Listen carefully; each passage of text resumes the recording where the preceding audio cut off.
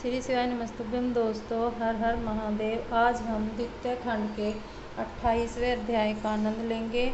श्री शिवाय नमस्तुभ्यम, हर हर महादेव। द्वितीय खंड 28वां अध्याय।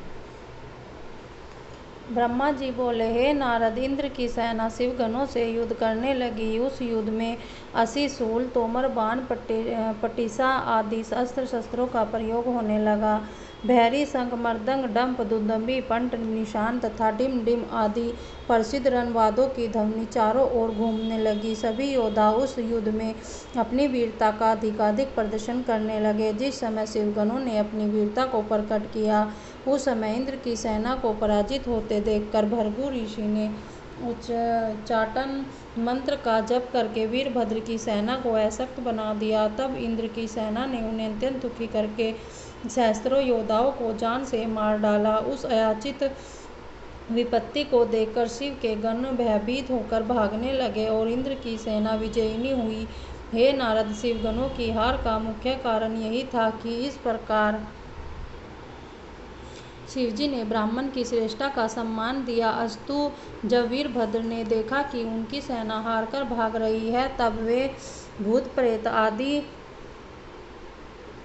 को पीछे कर स्वयं आगे बढ़ आए। जो बड़े बड़े सेनापति योद्धा बैल पर सवार थे, वे भी उनके साथ आगे आकर खड़े हुए। तदुपरांत उन्होंने अपने हाथों में त्रिशूल लेकर इंद्र के साथ महाभयानक युद्ध किया। उन प्रहारों से घायल होकर देवता आदि भयभीत हो गए, युद्ध क्षेत्र से भागने लगे। किसी के विभिन्न अंग कट गए तो कोई के टुकड़े टुकड़े होकर गिर पड़ा। इस प्रकार देवताओं की संपूर्ण सेना शीर्ण विशीर्ण हो गई। कुछ देवता तो भागकर अपने घरों को चले गए। उस समय अकेले इंद्र ही दृढ़ता पूर्वक खड़े हुए युद्ध क्षेत्र में दिखाई पड़ रहे थे।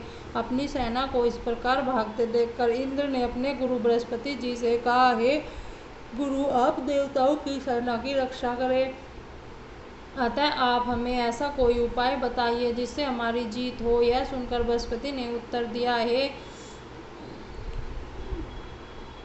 इंद्र, विष्णु जी ने जो कहा था वही सब इस समय सामने आ रहा है। मंत्र तंत्र, औषधि, वेद, धर्मशास्त्र, पुराण विचार तथा प्रीति आदि, यह सब शिवजी की महिमा को जानने में असमर्थ है। तुम मूर्ख हो, जो बच्चों के समान बुद्धिहीन बनकर उन्हीं की भगवान सदाशिव से बैर ठान रहे हो। यह सभी गण शिवजी की आज्ञा अनुसार आए हुए हैं और इस यज्ञ को नष्ट करके ही मानेंगे। इनके सामने किसी का कोई वंश नहीं चलेगा। हे नारद, बृहस्पति जी के मुख से यह वचन सुनकर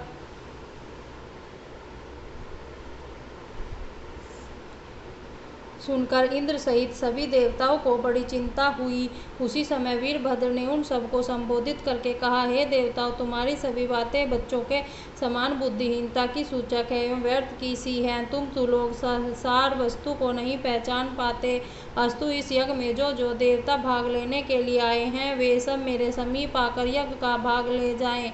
यह कहकर वीरभद्र ने एक बार फिर इंद्र, अग्नि, कुबेर, वरुण, सूर्य, चंद्र आदि देवताओं को संबोधित करते हुए कहा, हे देवताओं, तुम सब मेरे समीप आकर अपना अपना भाग ले जाओ। मैं तुम्हें सुख पहुंचाकर ऐसा प्रसन्न करूंगा कि तुम्हें सदैव के लिए भगवान सदाशिव की महिमा का ज्ञान प्राप्त हो जाएगा। इतना कहकर वीरभद्र अत्यंत क्रुद्ध होकर बाण वर्षा करने लगे।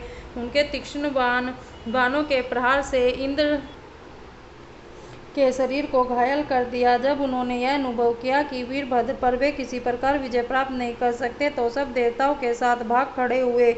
हे नारद, यह दृश्य देखकर सब ऋषि मुनि अत्यंत भयभीत हो विष्णु की शरण में गए और उन्हें प्रणाम करके इस प्रकार कहने लगे, हे प्रभु, हम सब आपकी शरण में आए हैं।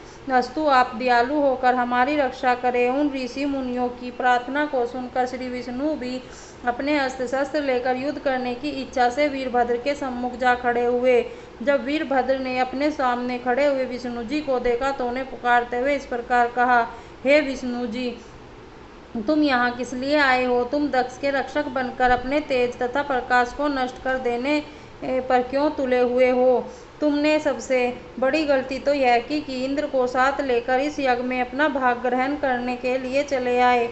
अब यदि तुम युद्ध करने के लिए आए हो तो यह भी स्मरण रखो कि शिव जी की जैसी आज्ञा है उसी प्रकार मैं तुम्हें भी अच्छी तरह तृप्त कर दूंगा। हे नारद, वीरभद्र के मुख से निकले हुए इन शब्दों को सुनकर विष्णु जी ने हंसते हुए कहा, उत्तर दिया,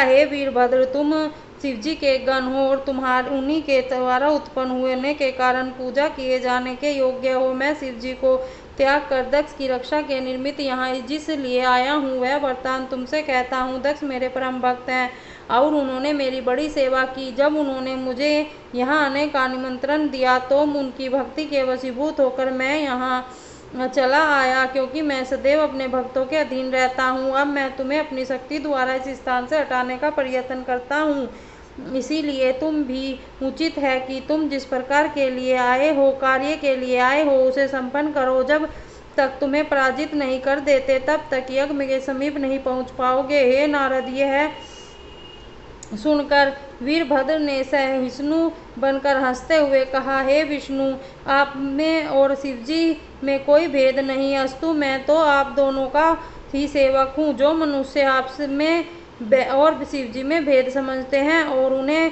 घोर दुख उठाना पड़ता है, फिर भी मैं आपको यह बता देना चाहता हूँ कि भगवान सदाशिव की आज्ञा का पालन करना। अस्तु यदि मैं आपको कोई कष्ट पहुँचाऊँ तो उसमें मेरा कोई दोष नहीं होगा।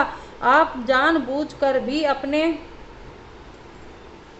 लोक को लौट कर नहीं गए और यहाँ मुझसे युद्ध करने के लिए प्रस्तुत हो गए हैं, अतः आप स्वयं ही मुझे यह बतावे कि इस पर समय मुझे क्या करना उचित है। यह सुनकर विष्णु जी बोले, हे वीरभद्र, तुम निश्चित होकर हमारे साथ युद्ध करो। इस युद्ध में तुम अवश्य ही विजयी होंगे। जब हम तुम्हारी चोट से घायल होकर अपने लोक को लौट जाएं, उस समय तुम भी जो उचित समझो वह करना। यह सुनकर वीरभद्र ने अपने हथियार उठा लिए और उस युद्ध के बाजे बजने लगे तथा विष्णु जी ने भी अपना शंख फूंककर संपूर्ण संसार में हाहाकार मचा दिया। जो लोग युद्ध क्षेत्र से भाग गए थे वे फिर से लौट आए। इंद्र आदि देवता विष्णु जी के साथ रहकर फिर से अपने पराक्रम का प्रदर्शन करने लगे। इस प्रकार घोर संग्राम आरंभ हो गया। श्री शिवाय नमस्तुभ्यम। हर हर महादेव। दोस्तों, आज हमने द्वितीय खंड के 28वें अध्याय का आनंद लिया है। श्री शिवाय नमस्तुभ्यम। दोस्तों, हर हर महादेव।